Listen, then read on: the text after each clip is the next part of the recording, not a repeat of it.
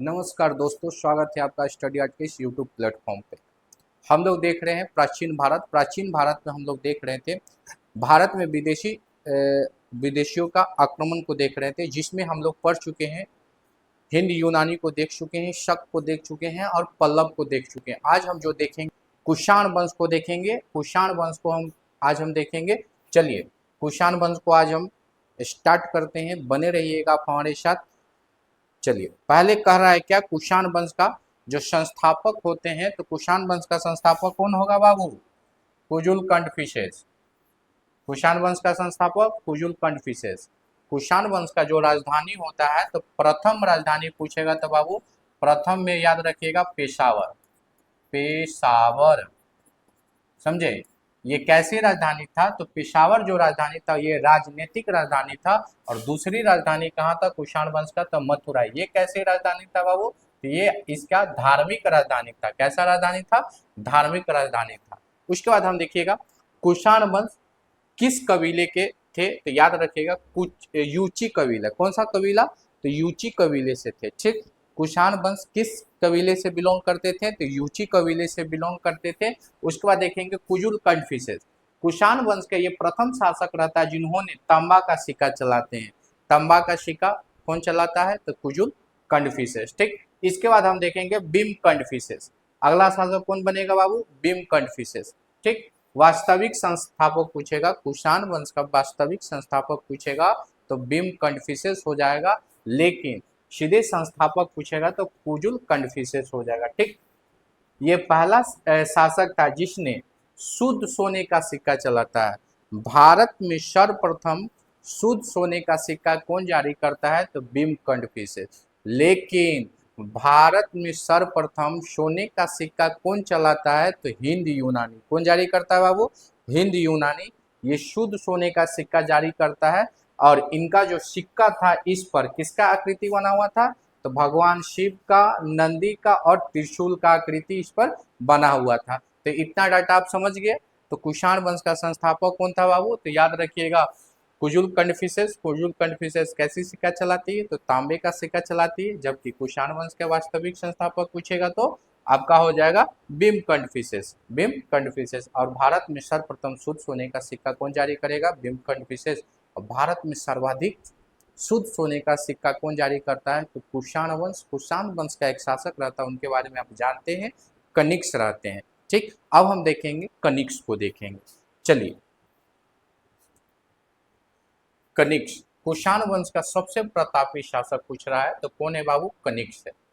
कुषाण वंश के सबसे प्रतापी शासक कौन है? कनिक्स है। कनिक्स अपना राज अभिषेक कब करवाते हैं? 78 एडी में। कनिक्स अपना राज अभिषेक अर्थात ये गद्दी पर कब बैठते हैं? तो 78 एडी पे। और राज अभिषेक के उपलक्ष्य में ही एक संवत जारी करता है, उसका नाम क्या है? शक संवत। कौन सा संवत? शक संवत। शक संवत कौन चलाएगा? तो कनिक्स चलाएगा। कब चलाएगा? 78 एडी में चलाएगा। 78 एडी में। हमारा जो है राष्ट्रीय कैलेंडर कौन सा है? तो शक संवत पर आधारित है, जिसका प्रथम माह कौन है? चैत्र आता है, और अंतिम माह कौन आता है? तो फाल्गुन आता है। आपसे क्वेश्चन पूछेगा शक संवत को भारत सरकार द्वारा कब अपनाया गया? तो डेट याद रखिएगा 22 मार्च 1957। 22 मार्च 1957। 22 मार्च को कौन सा दिवस मनाते हैं बाबू? तो आप बिहार से होइएगा तो बिहार दिवस मनाते हैं, समझे। और 22 मार्च को एक और दिवस याद रखिएगा, कौन सा? विश्व जल दिवस हम मनाते हैं। ठीक, चलिए अब आइए कनिक्स का जो राजनीतिक राजधानी कौन रहता है बाबू? पेशावर रहता है। और सांस्कृतिक राजधानी कौन रहता है? मथुरा रहता है। कौन रहता है? मथुरा रहता है। इनके दरबार में जो इतिहासकार रहते थे उनके बारे में समझिए। A B C, A B C याद रखिएगा। ए बी सी, ए से हो गया अश्वघोष। ए से कौन हो जाएगा बाबू? अश्वघोष। बुद्ध चरित का लेखक कौन है? तो अश्वघोष। बुद्ध चरित का लेखक कौन है? अश्वघोष। बुद्ध चरित का लेखक कौन है? तो अश्वघोष। समझे। बुद्ध चरित को क्या कहते हैं? बुद्धों का यानी कि बौद्धों का रामायण किसको कहा जाता है? बुद्ध चरित को कहा जाता है। उसके बाद देखेंगे बी फोर वासु मित्र। बी फोर वासु मित्र। महाविभास सूत्र का लेखक कौन है? तो वसुमित्र है। महाविवाद सूत्र का लेखक कौन है? वसुमित्र है। और ये जो महाविवाद सूत्र पुस्तक है उसको क्या बोलते हैं? तो बौद्ध धर्म के विश्वकोश कहा जाता है। तो बौद्ध धर्म के विश्वकोश किसको कहा जाता है? तो महाविवाद सूत्र को कहा जाता है। उसके बाद हम देखेंगे चरक। चरक संहिता का लेखक कौन है? तो चरक है। चरक संहिता का लेखक कौन है बाबू? तो चरक है। ठीक, चलिए, जिसमें टोटल कितना भाग है? चरक संहिता में टोटल कितना भाग है बाबू? भाग पूछेगा तो खंड, खंड बोले तो लेसन कितना है? तो 8 वो है। अध्याय पूछ रहा है तो अध्याय 120 हुआ। अध्याय कितना है बाबू चरक संहिता में? तो चरक संहिता में टोटल अध्यायों की संख्या कितना है? 120 में वो है। इसे भारतीय चिकित्सा का विश्वकोश कहा जाता है। तो भारतीय चिकित्सा का विश्वकोश किसको कहा जाता है? तो चरक संहिता को कहा जाता है। उसके बाद हम देखेंगे बाबू नागा अर्जुन। नागा अर्जुन नहीं रहेगा बाबू, तो इन्हीं को बोलते हैं नागसेन। क्या बोलते हैं बाबू? नागसेन। ठीक, नागसेन। तो नागा अर्जुन के पुस्तक का नाम क्या है? तो माध्यमिक सूत्र, माध्यमिक सूत्र है। इसमें नागा अर्जुन ने सापेक्षा का सिद्धांत दिया था। तो नागा अर्जुन ने सर्वप्रथम सापेक्षा का सिद्धांत देता है किस पुस्तक में? तो माध्यमिक सूत्र में देता है। इसीलिए इनको क्या कहा जाता है? तो भारत के आइंस्टीन कहा जाता है। भारत के आइंस्टीन किसको कहा जाता है? तो याद रखिएगा नागा अर्जुन को कहते हैं। ठीक, उसके बाद है पार्श्व। कौन है बाबू? पार्श्व। तो 5 को याद रखिएगा, इतिहासकार रहते हैं। A4 हो गया अश्वघोष, B4 हो गया वसुमित्र, C4 हो गया चरक। उसके बाद नागा अर्जुन या नागसेन और पार्श्व। अब इसमें से आपसे यदि क्वेश्चन पूछ देगा कि कनिष्क का राजकवि या राजकीय इतिहासकार कौन था? तो याद रखिएगा अश्वघोष। कनिष्क का राजकवि कौन था या दरबारी कवि कौन था? तो अश्वघोष। कौन था बाबू? अश्वघोष। ये सब रहते हैं। ठीक, चलिए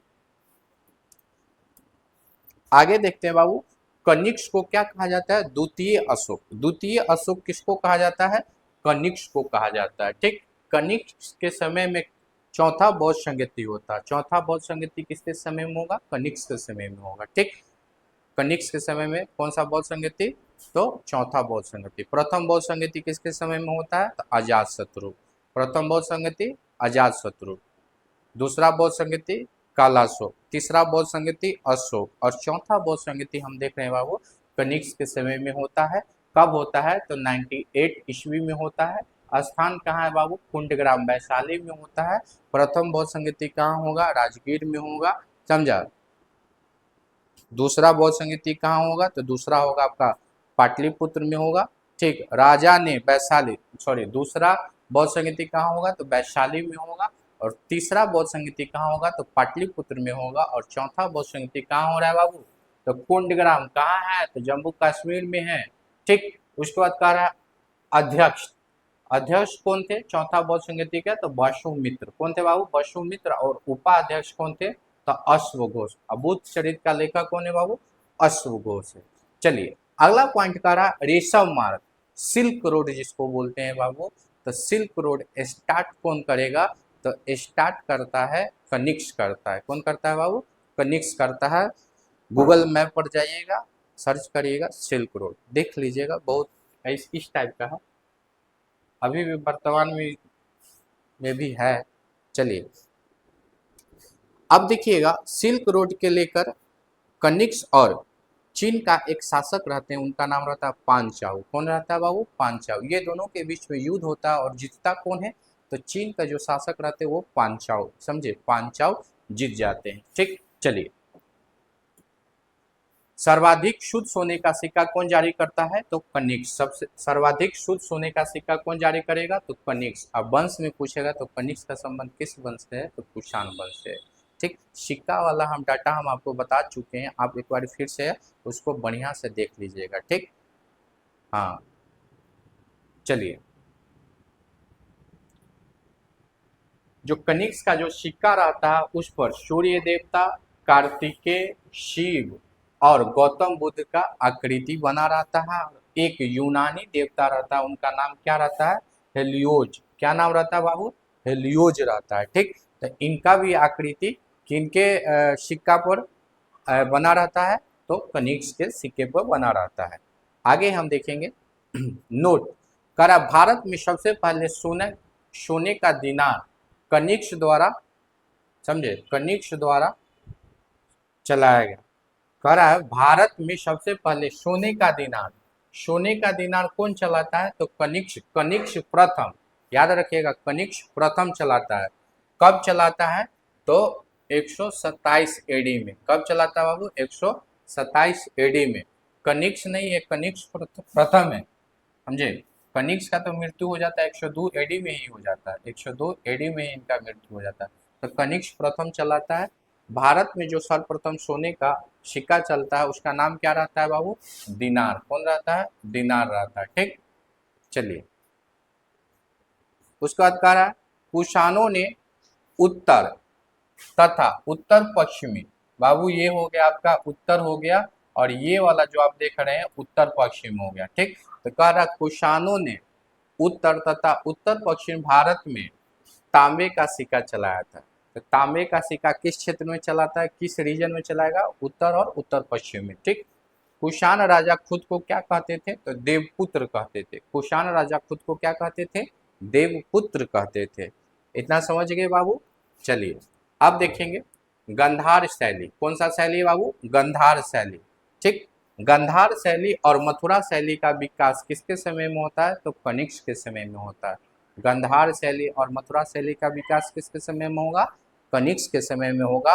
और महात्मा बुद्ध अर्थात गौतम बुद्ध का जो प्रथम प्रतिमा बनाया जाता है किस शैली में बनाया जाता है, गंधार शैली में बनाया जाता है। और कनिष्क के समय में गंधार शैली का केंद्र कहाँ था, तो तक्षशिला। कहाँ था बाबू, तक्षशिला। अब हम देखेंगे मथुरा शैली।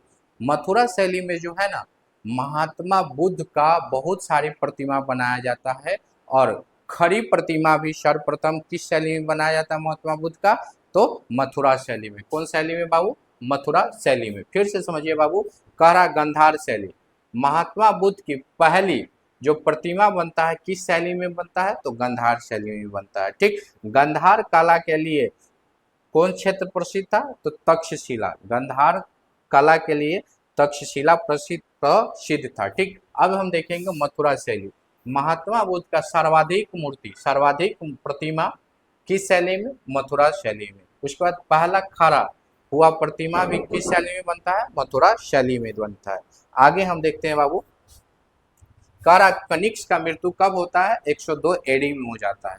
कनिष्क का मृत्यु कब होता है बाबू, तो 102 एडी में हो जाता है, ठीक। अगला पॉइंट कर रहा है कुषाण वंश के अंतिम शासक कौन होता है, तो वासुदेव। कुषाण वंश का अंतिम शासक वासुदेव होता है। कुषाण वंश का प्रथम शासक कुजुल कंडफिसेस, दूसरा भीम कंडफिसेस, सबसे प्रतापी कनिष्क और अंतिम वासुदेव, ठीक। चलिए, कह रहा वस्तु कला, अगला पॉइंट क्या कह रहा, वस्तु कला का अधिक विकास किसके समय में होगा, तो कुषाण काल में होता है। वस्तु कला का अधिक विकास किसके समय में, तो कुषाण काल में होता है, ठीक। उसके बाद कह रहा मौर्योत्तर काल में भारत पर आक्रमण करने वाला अंतिम अंतिम अंतिम विदेशी वंश कौन था, तो याद रखिएगा कुषाण वंश। मौर्योत्तर काल में, इससे पहले वाला सेशन आप देख लीजिएगा, मौर्योत्तर काल में सर्वप्रथम कौन आक्रमण करता है, तो हिंद यूनान। कौन करता है बाबू, हिंद यूनानी, ठीक। हिंद यूनानी के बाद कौन करेगा, शक करेगा। शक के बाद कौन करेगा, पल्लव करेगा। पल्लव करेगा, पल्लव के बाद कौन करता है बाबू, तो अंतिम हो जाएगा आपका कुषाण हो जाएगा, ठीक। उसके बाद देखेंगे जो कुषाण थे ये मध्य एशिया अर्थात चीन या तुर्किस्तान के थे। कुषाण कहाँ के थे, तो मध्य एशिया के थे। रेशम बनाने की तकनीकी का आविष्कार सबसे पहले कहाँ होता है, तो चीन में होता है। रेशम बनाने की तकनीकी का आविष्कार सबसे पहले कहाँ होता है बाबू, तो चीन में होता है। चलिए, आगे हम देखते हैं। अब देखिएगा बहुत ही महत्वपूर्ण तथ्य है, समझे। खेला होबे, इसको याद रखिएगा, तभी खेला होबे, नहीं तो ना होबे। हाँ, सब छोड़ देगी, बहुत मेहनत लगता है लिखने में। चलिए, भारत का मैकियावेली किसको कहा जाएगा बाबू, चाणक्य या विष्णुगुप्त या कौटिल्य को कहा जाता है। भारत का मैकियावेली चाणक्य, विष्णुगुप्त या कौटिल्य को कहा जाता है। अर्थशास्त्र का जनक चाणक्य, विष्णुगुप्त या कौटिल्य को कहते हैं। उसके बाद कह रहा भारत के आइंस्टीन किसको कहते हैं? नागार्जुन को कहते हैं। भारत का आइंस्टीन नागार्जुन को कहते हैं। भारत का शेक्सपियर किसको कहा जाता है? तो कालिदास को कहा जाता है। और भारत का नेपोलियन किसको कहते हैं बाबू? समुद्रगुप्त को कहते हैं। भारत का नेपोलियन किसको कहते हैं? समुद्रगुप्त को कहते हैं। और ईरान के नेपोलियन किसको कहते हैं? नादिर शाह को कहते हैं। ईरान के नेपोलियन नादिर शाह को कहते हैं। चलिए, उसके बाद कह रहा है भारत का सिकंदर या सिकंदर एसानी किसको कहा जाता है? अलाउद्दीन खिलजी को कहा जाता है। अलाउद्दीन खिलजी को कहा जाता है। भारत का लौह पुरुष या विश्व मार्ग किसको कहा जाता है? तो सरदार वल्लभ भाई पटेल को कहते हैं। भारत का लौह पुरुष या विश्व मार्ग किसको कहते हैं बाबू? तो सरदार वल्लभ भाई पटेल जी को कहते हैं। भारत के मार्टिन लूथर किंग किसको कहते हैं? तो स्वामी दयानंद सरस्वती को कहते हैं। और भारत के कोकिला का देखिए बाबू, कोकिला कह रहे हैं, समझे? भारत की कोकिला सरोजनी नायडू को कहते हैं। लेकिन स्वर स्वर क्या बोलते हैं उसको? स्वर्ग, स्वर्ग नहीं, स्वर्ण स्वर्ण स्वर्ण कोकिला। स्वर्ण कोकिला किसको कहा जाएगा?